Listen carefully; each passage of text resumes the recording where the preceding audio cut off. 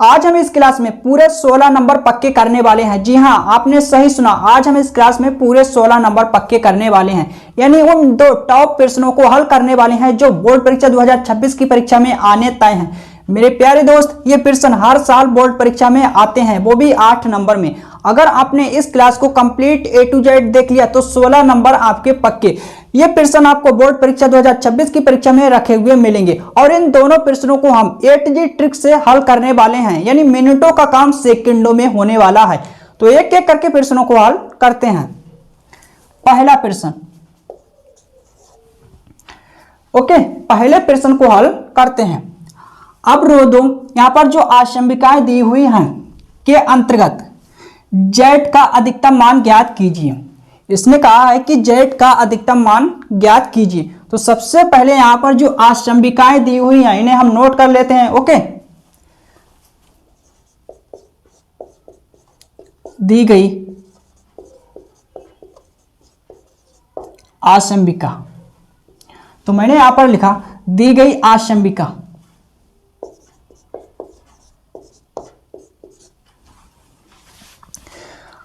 I hope समझ आया होगा।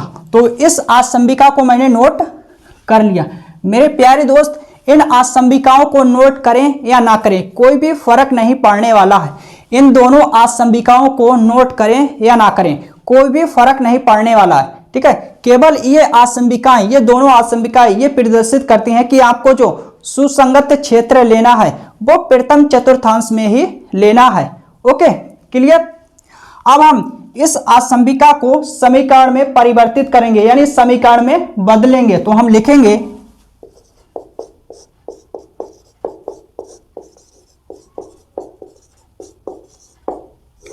दी गई आशंबिका को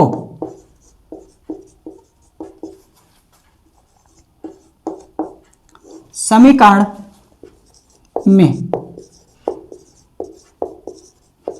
बदलने पर, क्लियर।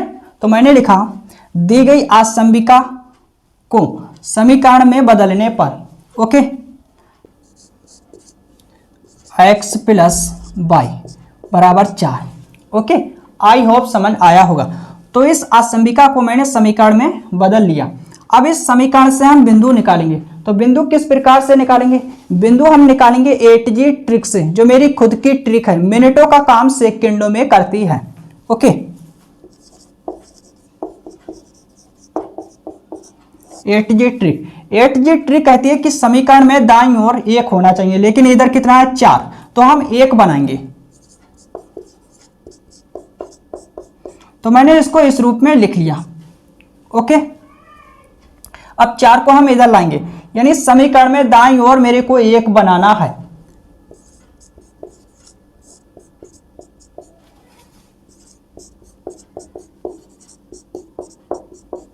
क्लियर। तो इस समीकरण को मैंने इस रूप में लिख लिया। ATG ट्रिक क्या कहती है कि समीकरण में दाईं ओर 1 होना चाहिए, यानी 1। तो मैंने 1 बना लिया। अब बिंदु निकालेंगे ATG ट्रिक से मिनटों का काम सेकंडों में होने वाला है। अतः बिंदु, एक बिंदु इससे निकालेंगे, एक बिंदु इससे निकालेंगे। ओके, x के नीचे क्या है 4, यानी x बराबर 4, बाई 0 हो जाएगा। ये मेरे दोस्त ATG ट्रिक का कमाल है, मिनटों का काम सेकंडों में होता है। x के नीचे क्या है 4, तो x बराबर 4 हो जाएगा बाई 0। तो बिंदु मेरा क्या निकला 4,0। इससे बिंदु निकला तो इसे हम A नाम दे देते। इससे मैंने A नाम दे दिया। वो आपकी मर्जी, वो आपके ऊपर डिपेंड करता कि आप इसे कौन सा नाम देते हो। तो मैंने इसे A नाम दे दिया। इससे बिंदु निकालेंगे तो इसे हम B नाम दे देंगे। तो y के नीचे क्या है 4, y बराबर 4, x 0 हो जाएगा। वेरी सिंपल यार, 0,4 बिंदु निकल चुके हैं। ओके, तो मैं इसे रब करता हूं।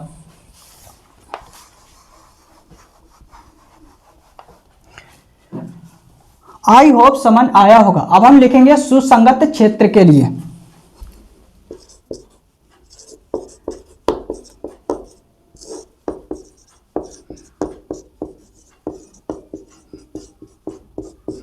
सुसंगत क्षेत्र के लिए अब आसंबिका, ओके, अब हम आसंबिका में मूल बिंदु रखेंगे।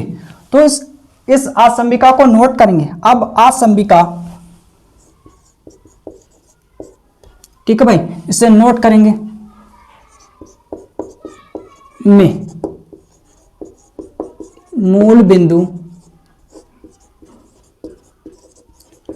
रखने पर, तो मैंने लिखा अब आसंबिका में मूल बिंदु रखने पर, यानी 0,0 मूल बिंदु। क्लियर? तो x के स्थान पर 0 प्लस y के स्थान पर 0, okay, 0 is less than equal 4, यानी 4 बड़ा है 0 से, बिल्कुल सही है। तो ये शर्त सत्य है, तो लिखेंगे जो कि सत्य है। इससे स्पष्ट होता है कि जो सुसंगत क्षेत्र बनेगा, जो सुसंगत क्षेत्र होगा वो मूल बिंदु की ओर होगा। तो हम लिखेंगे अतः सुसंगत क्षेत्र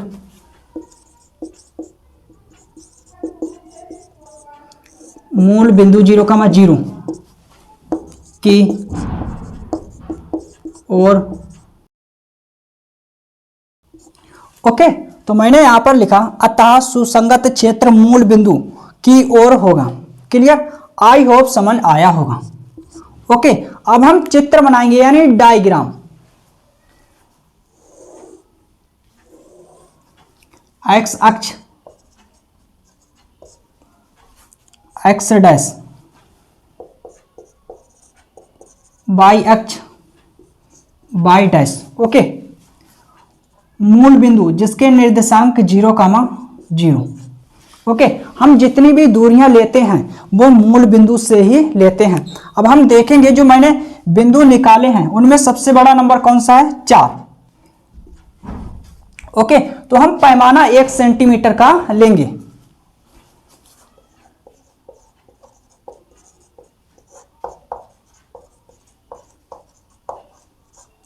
एक सेंटीमीटर का। पेपर में आपको एक अच्छा वीआईपी पेज मिलेगा जिस पर आपको चित्र बनाना है, ओके। तो पैमाना 1 सेंटीमीटर का लेंगे। 1 centimetre, 2 centimetre, 3 centimetre, 4 centimetre. 1 centimetre, 2 centimetre, 3 centimetre, 4 centimetre, okay. अब हम बिंदु प्रदर्शित करेंगे। यह बिंदु कहां पर होगा? किस अक्ष पर? प्लस एक्स अक्ष पर 4 चलना है, वाई पर 0। तो ये बिंदु ये होगा, ठीक है।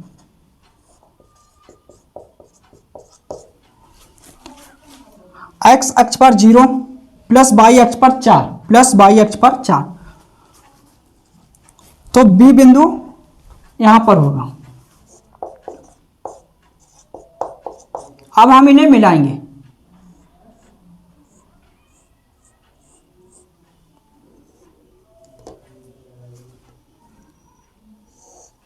अब इस रेखा का समीकरण ये है, क्योंकि इस समीकरण से मैंने ये बिंदु निकाले थे, तो इस रेखा का समीकरण ये है।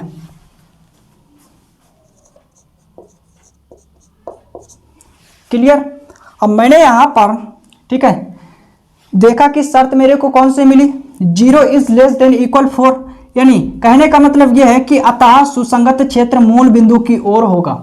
सुसंगत क्षेत्र मूल बिंदु की ओर होगा, इधर।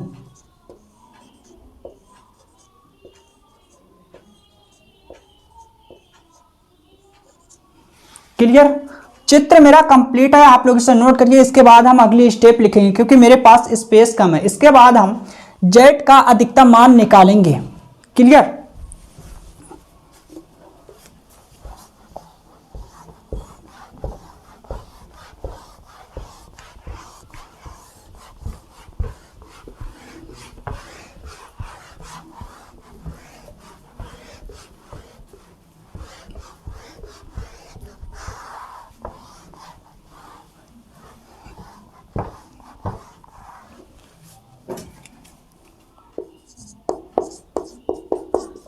कोणीय बिंदु या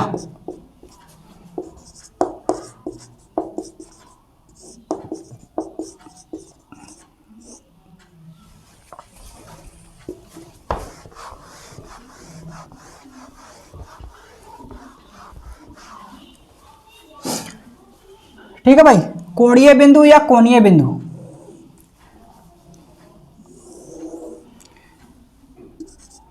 जेड बराबर 3x प्लस 4y। कोणीय बिंदु यानी कोने पर स्थित बिंदु, ये है और ये है। इसे हम नोट करेंगे, क्लियर। इसे नोट करेंगे बिंदु बी को।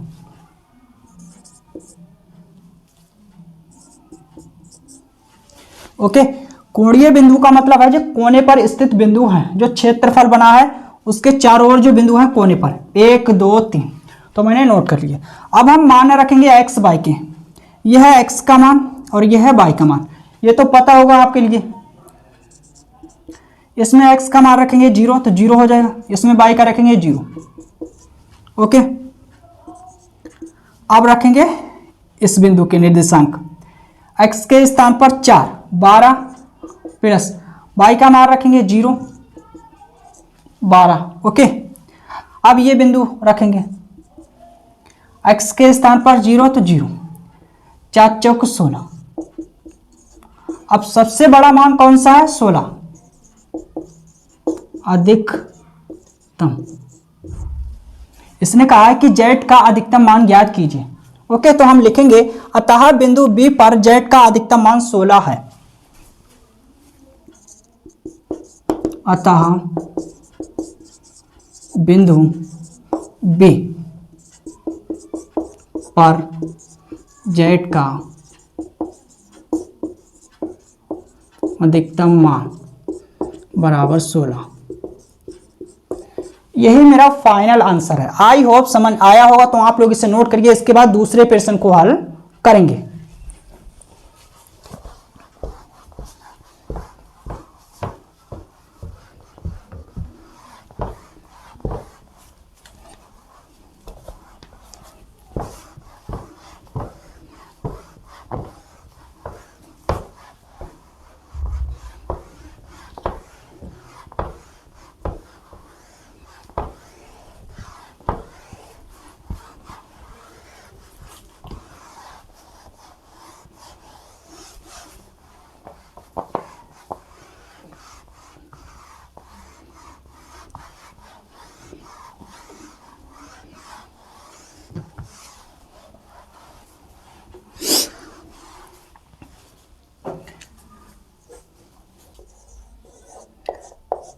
अब प्रश्न नंबर 2 को हल करेंगे।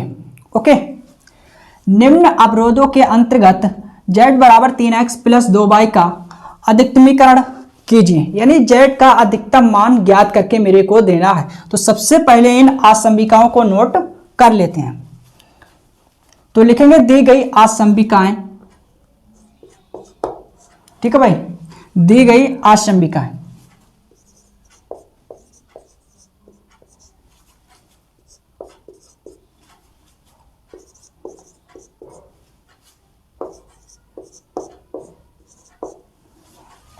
तो हमने यहां पर आसंबिकाओं को नोट कर लिया है। अब हम इन आसंबिकाओं को समीकरणों में बदलेंगे, यानी परिवर्तित करेंगे। तो लिखेंगे दी गई आसंबिकाओं को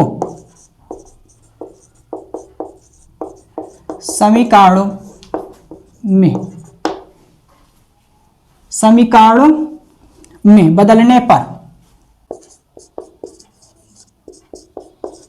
ओके,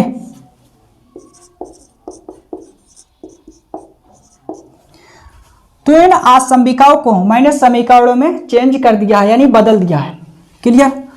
इन आसंबिकाओं को नोट करो या ना करो, ठीक है, कोई भी फर्क नहीं पड़ता है, क्योंकि मेरे दोस्त ये आसंबिकाएं केवल ये प्रदर्शित करती हैं कि आपको जो सुसंगत क्षेत्र लेना है वो प्रथम चतुर्थांश में ही लेना है। ओके, आई होप समझ आया होगा। तो इन आसंबिकाओं को मैंने समीकरणों में बदल दिया, यानी चेंज कर दिया। अब हम इन समीकरणों से बिंदु निकालेंगे। तो बिंदु निकालेंगे हम 8G ट्रिक से, जो मिनटों का काम सेकंडों में होता है। 8G ट्रिक से, 8G ट्रिक कहती है कि समीकरण में दाईं ओर 1 होना चाहिए, यानी 1। तो इधर 10 है, इधर 15, तो हम 1 बनाएंगे दाईं ओर। तो इसको हम लिखेंगे 1 गुणा 10। ओके,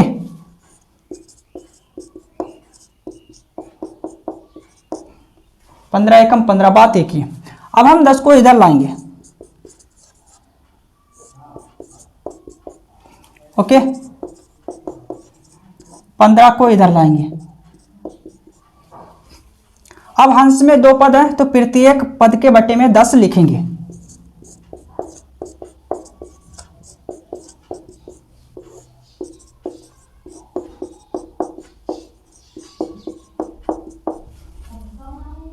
दो एकम 2, 2 पंजे 10।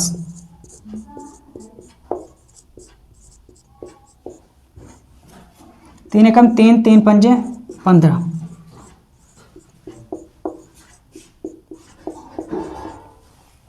आई होप समझ आया होगा। अब हम बिंदु निकालेंगे, 2 बिंदु इससे निकालेंगे, 2 बिंदु इससे निकालेंगे, टोटल 4 बिंदु निकालेंगे। अब किस प्रकार से निकालेंगे?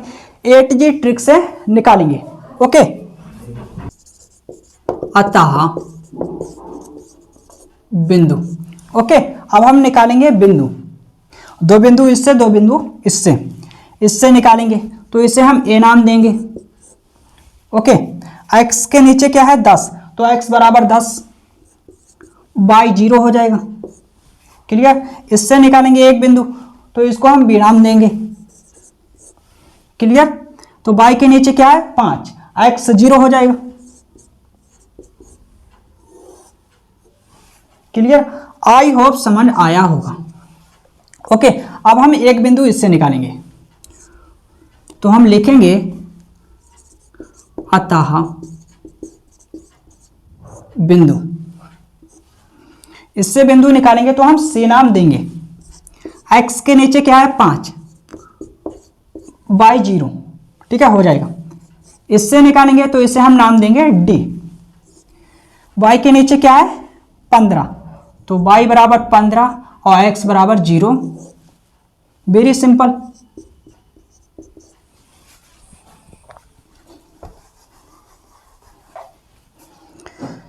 क्लियर? ओके, अब हम लिखेंगे सुसंगत क्षेत्र के लिए।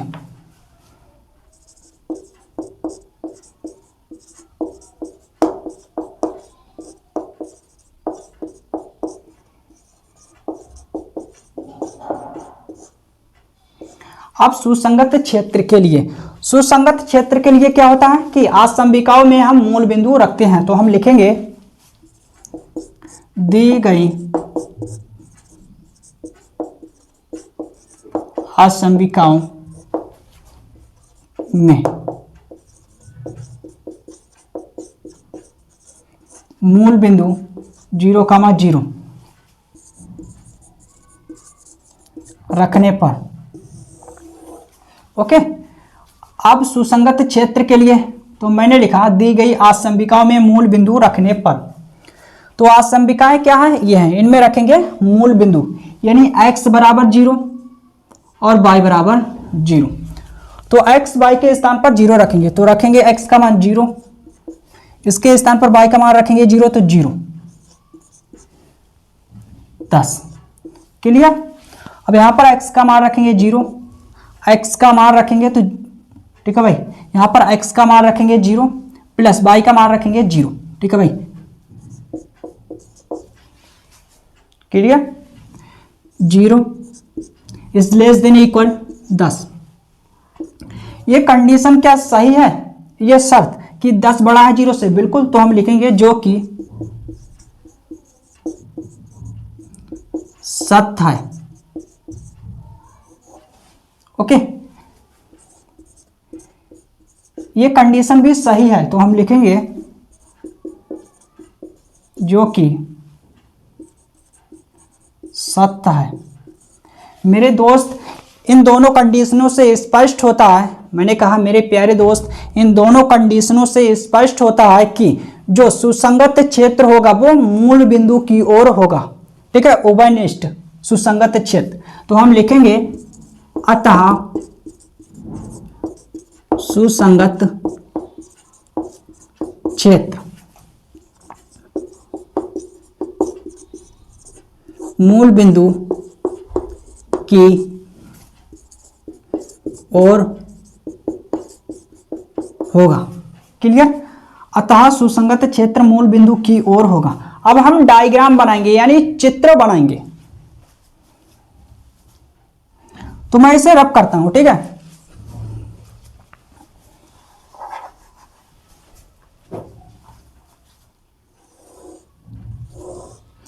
एक्स अक्ष एक्स डैश, वाई अक्ष वाई डैश। क्लियर? मूल बिंदु के निर्देशांक 0,0। ओके, मैंने कहा मेरे प्यारे भाई मूल बिंदु के निर्देशांक 0,0। अब हम देखेंगे जो मेरे पास बिंदु हैं, सबसे बड़ा नंबर कौन सा है? 15। तो हम पैमाना लेंगे 5 सेंटीमीटर का।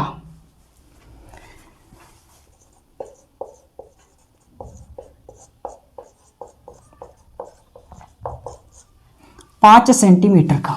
Okay, 5 centimetre, 10 centimetre, 15 centimetre. Clear? 15, 5 centimetre, 10 centimetre, 15 centimetre.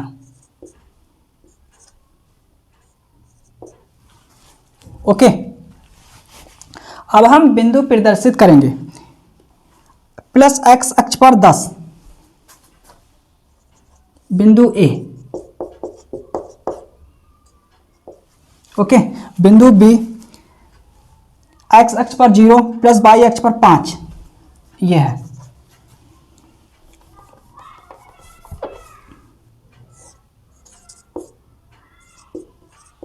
अब इन्हें हम मिलाएंगे।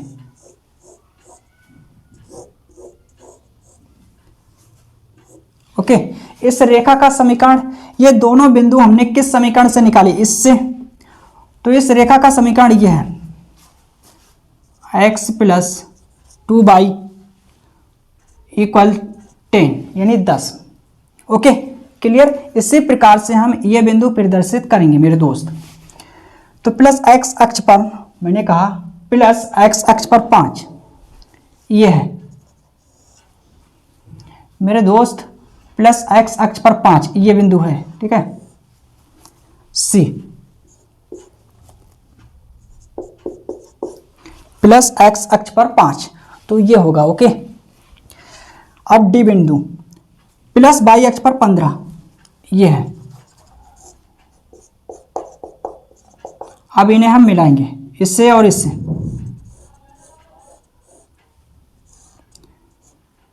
इस रेखा का समीकरण, यानी ये दोनों बिंदु हमने किस समीकरण से निकाली? इससे।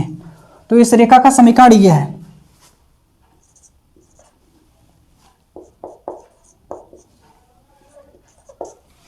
क्लियर? अब मेरे प्यारे दोस्त, मैंने यहां पर जो प्राप्त किया, अतः सुसंगत क्षेत्र मूल बिंदु की ओर होगा, यानी उभयनिष्ठ क्षेत्र, सुसंगत क्षेत्र, उभयनिष्ठ क्षेत्र कहां पर है? जो मूल बिंदु की ओर हो। दोनों रेखाओं का उभयनिष्ठ क्षेत्र कहां पर है? जो मूल बिंदु की ओर हो। ये उभयनिष्ठ क्षेत्र है लेकिन मूल बिंदु की ओर नहीं है, मूल बिंदु यहां पर है।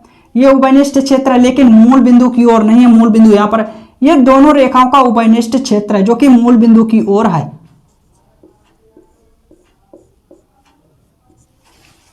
क्लियर?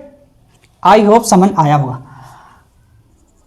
अब हम निकालेंगे जेड का अधिकतम मान। तो मैं इसे रब करता हूं।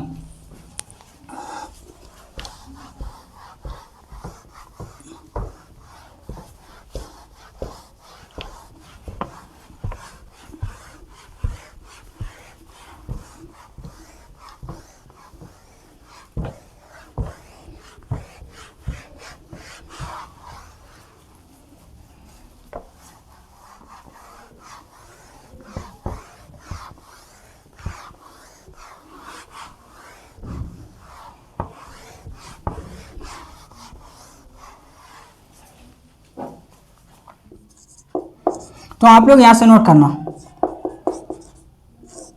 कोणीय बिंदु या हम कहें कोणीय बिंदु, ठीक है, बात एक ही है।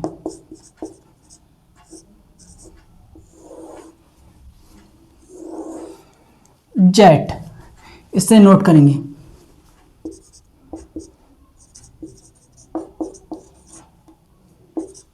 क्लियर? कोणीय बिंदु यानी कोने पर स्थित बिंदु कहां कहां पर है? एक ये है, एक ये है, और एक ये है, और एक ये।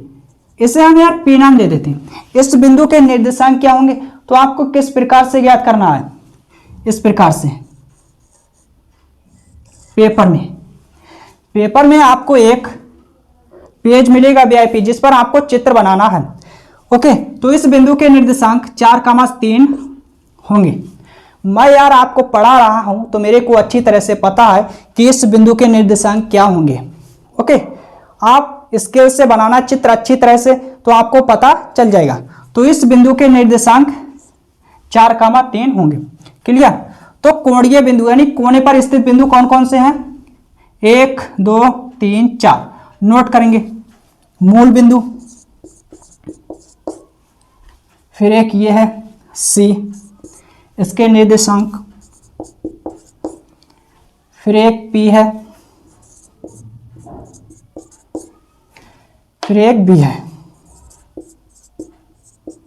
ओके, एक ये और एक ये, यानी कोने पर स्थित बिंदु। एक कोना ये है, एक कोना ये है, एक कोना ये और एक ये। तो मैंने नोट कर लिया। अब हम एक्स वाई के मान रखेंगे। एक्स के स्थान पर 0, 0, फिर 0। ओके, अब इन बिंदुओं के निर्देशांक रखेंगे। एक्स के स्थान पर 5 तो 15, 5 या 15, वाई का मान रखेंगे तो 0। क्लियर? अब हम बिंदु पी के निर्देशांक रखेंगे, सामने रखना, ठीक है। 3 चौक 12, 3 दूनी 6, तो कितना हो जाएगा? 18, 12, 6, 18। इसके निर्देशांक रखेंगे 0x, y के स्थान पर 10। तो मेरे दोस्त सबसे बड़ा नंबर कौन सा है? क्योंकि मेरे को अधिकतम मान ज्ञात करना है z का, ठीक है।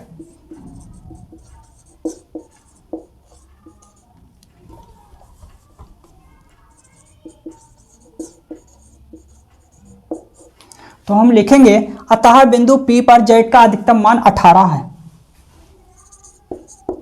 अतः बिंदु P पर z का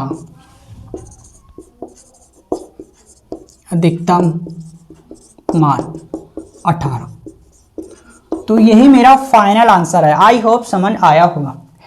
यार आप लोग वीडियोस देख लेते हो लेकिन सब्सक्राइब नहीं करते हो, तो please I need your support करिए यार।